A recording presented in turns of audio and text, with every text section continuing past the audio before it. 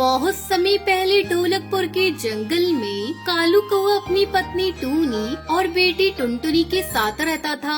कालू कौआ ठेले पर प्याज पराठा बेचा करता था। गर्मा गर्म प्याज पराठे वाला, आओ आओ, गर्मा गर्म प्याज पराठा ले लो। कालू भैया, मुझे एक प्लेट प्याज पराठा देना। कालू भैया, मैं कब से खड़ी हूँ, पहले मुझे प्याज पराठा देना। तब तक आप लोग कमेंट में बताएं 11 into 11 कितने होते हैं। हाँ बहन, अभी दे रहा हूँ आपको प्याज पराठा। पहले मैं आपको ही दूंगा, फिर बाद में किसी और को। इस तरह कालू की आवाज सुनकर बच्चे उसके प्याज पराठा खाने को दौड़े चले आते। कुछ ही घंटों में कालू के सारे प्याज पराठा बिक जाया करते थे। कालू की बेटी टुनटुनी की स्कूल की छुट्टी होती तो वो अपने पिता के काम में हाथ बटाया करती थी। एक दिन टुनटुनी अपने घर पर थी, तभी एक पक्षी आता है और कहता है, टुनटुनी बिटिया, अरे ओ टुनटुनी बिटिया, तेरी माँ कहाँ है? तू जल्दी अपनी माँ के साथ अस्पताल पहुँच। तेरे पापा के शरीर पर उबलता हुआ तेल गिर गया है, वो बुरी तरह से जल गए हैं। मैंने उन्हें अस्पताल में भर्ती कर दिया है। तभी टुनटुनी की माँ टूनी चिड़िया वहाँ आती है। क्या हुआ टुनटुनी बिटिया, कौन आया था? माँ जल्दी चलो, पापा बुरी तरह से जल गए हैं, उन्हें अस्पताल ले जाया गया है। दोनों माँ बेटी जल्दी जल्दी अस्पताल पहुँचती है। डॉक्टर साहब, मेरे पति कैसे हैं? उन्हें जल्दी से ठीक कर दीजिए, हमारा उनके सिवा कोई नहीं। डॉक्टर अंकल, मेरे गुल्लक के सारे पैसे ले लो आप, लेकिन मेरे पापा को ठीक कर दो। धीरे धीरे घर की हालत बिगड़ते गई। घर के सारे पैसे कालू की इलाज में खत्म हो गए। कई दिनों बाद कालू को होश आता है। पता नहीं कैसे गर्मा गर्म तेल मेरे बदन पे गिर गया। ज्यादा मत बोलो जी, डॉक्टर ने आपको ज्यादा बोलने से मना किया है। मुझे मत रोको टूनी, मुझे बोलने दो। अब घर का खर्च कैसे चलेगा? मेरी दवा का खर्च कहाँ से लाओगी?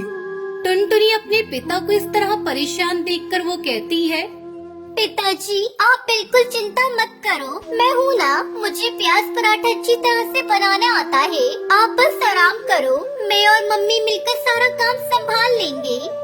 अगले दिन से टुनटुनी चिड़िया अपनी माँ के साथ मिलकर प्याज पराठा बेचने लगी। एक दिन उसकी दुकान पर एक पक्षी आता है। आइए आइए साहब, आपके लिए प्याज पराठा लगाऊं? मेरा बनाया प्याज पराठा बहुत ही स्वादिष्ट होता है, एक बार आप खाकर तो देखिए। अरे भाई, कुछ दिनों पहले यहाँ कालू कौआ अपने प्याज पराठा बेचा करता था। क्या ये उसी की दुकान है? हाँ अंकल, ये उन्हीं की दुकान है। मैं उनकी बेटी हूँ। मेरे पापा भी बहुत बीमार है, अस्पताल में भर्ती है, इसलिए मैं और मेरी माँ अपनी दुकान संभाल रही है। आप बैठिए, मैं आपके लिए गर्मा गर्म प्याज पराठा लेकर आती हूँ। हाँ, ये ठीक रहेगा। पहले तुम अपना प्याज पराठा मुझे टेस्ट कराओ। अगर मुझे तुम्हारे बनाए हुए प्याज पराठा पसंद आए, पास में ही मेरा होटल है, मैं तुम्हें रोज के 500 रुपए दूंगा प्याज पराठा बनाने के लिए। टुनटुनी सेठ को अपना बनाया प्याज पराठा खिलाती है। अरे वाह, तुम्हारे बनाए हुए प्याज पराठे का स्वाद तो गजब का है। ये बहुत ही स्वादिष्ट है। मैंने तो ऐसा प्याज पराठा आज तक कभी नहीं खाया। कल से तुम प्याज पराठा बनाकर मेरे होटल में पहुंचा दिया करना। सारा सामान मैं दूंगा, इसके लिए मैं तुम्हें हर रोज 500 रुपए दूंगा। शुक्रिया अंकल, हम आपका ये एहसान कभी नहीं चुका पाएंगे। आप नहीं जानते, आपने हमारी कितनी बड़ी परेशानी को दूर कर दिया है। इस तरह टुनटुनी को उस बड़े से होटल में प्याज पराठा बनाने का काम मिल जाता है। धीरे धीरे कालू का घाव भर जाता है और वो ठीक हो जाता है। इस तरह टुनटुनी चिड़िया अपने पिता के साथ मिलकर प्याज पराठा बेचने लगी और खुशी खुशी रहने लगी।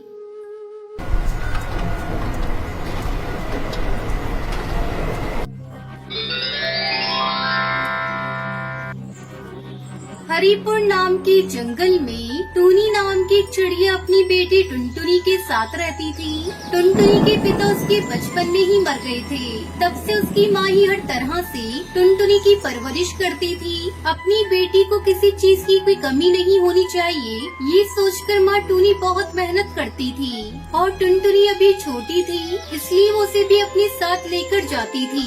ऐसे ही एक दिन अपना काम खत्म करके घर लौटते वक्त टुनटुनी अपनी माँ से कहती है, माँ, मुझे भूख लग रही है। घर पहुँचने में अभी काफी समय लगेगा। मैं तब तक भूखी नहीं रह सकती। नहीं बेटा, मैं तुम्हारे लिए खाना लेकर आई हूँ। आओ रुको, यहाँ खाना खाते हैं। तब तक आप लोग कमेंट में बताएं 39 डिवाइडेड बाय 6 कितने होते हैं। ये कहते हुए वो दोनों एक पेड़ के पास रुकते हैं। वहाँ पर एक बूढ़े बाबा लेटकर कांप रहे थे। उसे देखकर टुनटुनी उससे पूछती है, बाबा जी, आप यहाँ क्यों बैठे हो? उठिए, क्या हुआ आपको? इतने बड़े जंगल में अकेले, इसका मतलब ये रास्ता भूल गए होंगे। इन्हें उठाओ बेटा, खाने के लिए कुछ देते हैं। इतने में वो बूढ़े बाबा होश में आकर कहते हैं, प्यास लग रही है। टुनटुनी जल्दी जल्दी उन्हें अपने पास जो पानी है वो देती है। पानी पीने के बाद, ये लीजिए बाबा जी, रोटियाँ खाइए, आपको ताकत मिलेगी। ये कहते हुए वो अपनी सारी रोटी उस बूढ़े बाबा को दे देती है और खुद भूखी रहती है। वो बाबा उन रोटियों को एक चुटकी में खा लेता है। कुछ ज्यादा ही भूखे लग रहे हो बाबा जी, ये लो, ये भी खा लो।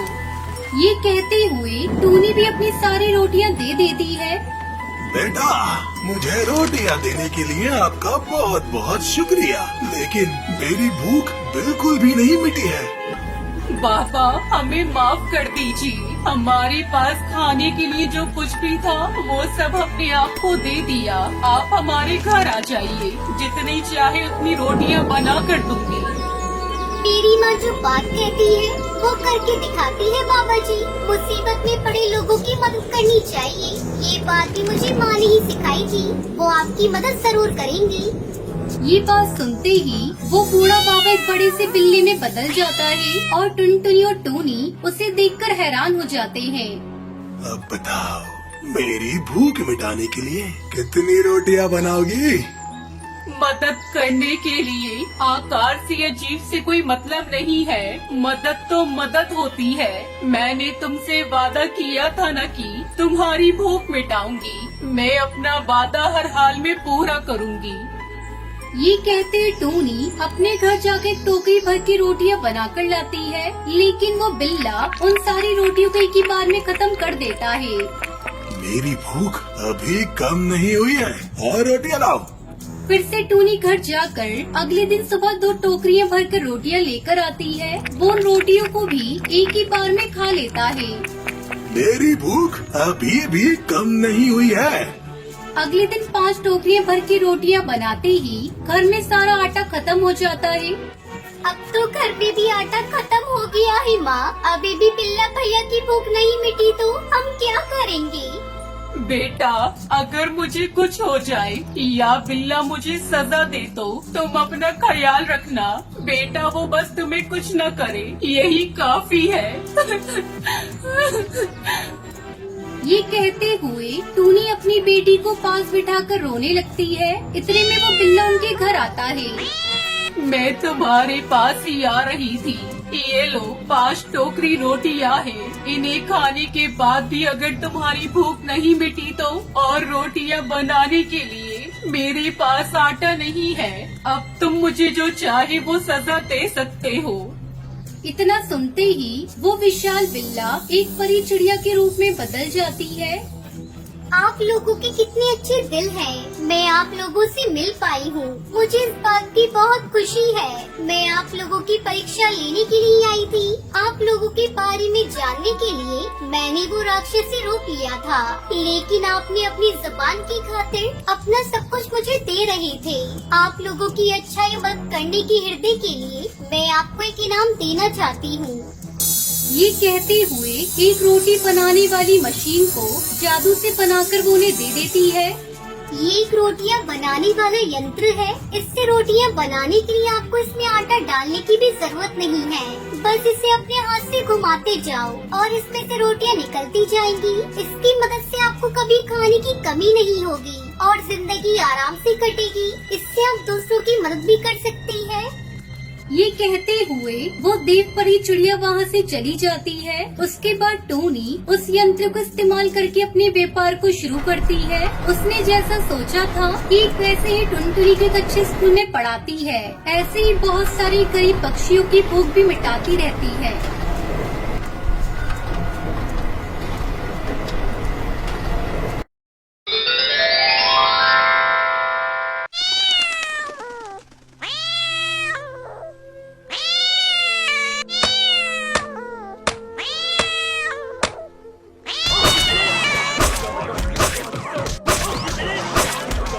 चमनपुर गांव में एक छोटा सा जंगल था। उस जंगल में टुनटुनी चिड़िया अपनी सास सुंदरी कौवी के साथ रहती थी। उसका पति एक दिन जंगल में लकड़ियां लेने गया था, तभी एक बिल्ली ने उसे अपना शिकार बना लिया।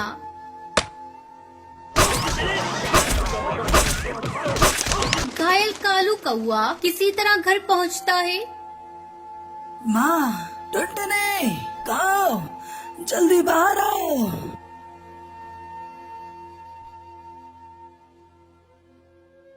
अरे क्या हुआ जी आपको? बाप रे बाप, आपके पूरे शरीर से तो खून बह रहा है। किसने आपकी ऐसी हालत कर दी? तब तक आप लोग कमेंट पे बताएं 65 - 0 कितने होते हैं। एक बिल्ली। टुनटुनी, अब मैं नहीं बचूंगा। तुम घर का और माँ का ख्याल रखना। सुनहरी, मेरी बच्ची, मेरे पास आ। मैं तुझे आखिरी बार प्यार करना चाहता हूँ। टुनटुनी, मेरी बच्ची को खूब पढ़ाना। इतना कहते कहते कालू कौआ अपने प्राण त्याग देता है। ये सब क्या हो गया जी? अब मैं आपके बगैर कैसे जीऊंगी? पापा, पापा उठो ना पापा, मुझसे बात करो ना। क्या हुआ आपको? सुनहरी, मेरी बच्ची, अब तेरे पापा कभी नहीं उठेंगे। वो हमें छोड़कर चले गए। टुनटुनी दहाड़ी मारकर रोई जा रही थी, तभी गुस्से में सुंदरी कौवी वहाँ आती है। अरे करमजली, मेरे बेटे को खा गई और अब रोने का नाटक कर रही है। तू मेरे बेटे को खा गई है। तू मनूस है, मनूस। जिस दिन तूने इस घर में कदम रखा, अपने ससुर को खा गई और अब मेरे बेटे को। तू डायन है, डायन। निकल जा मेरे घर से। अरे समधन जी, ये बेचारी कहाँ जाएगी? इसने अपने पति को खो दिया और आप इसे घर से निकाल रही हैं। मैं भी आपके आगे हाथ जोड़ रही हूँ। अब मेरा बेटा नहीं रहा, मैं आपके आगे हाथ जोड़ती हूँ। ले जाइए इसे और इसकी बेटी को, नहीं तो ये डायन एक दिन मुझे भी खा जाएगी। मेरा बेटा मर गया, अब इसका इस घर से कोई नाता नहीं। अभी 2 दिन पहले ही टुनटुनी की माँ उससे मिलने के लिए उसके पास आई थी। चल बेटी चल, वो घर भी तो तेरा अपना ही है। जहाँ तेरी इज्जत नहीं, वहाँ रहने से क्या फायदा।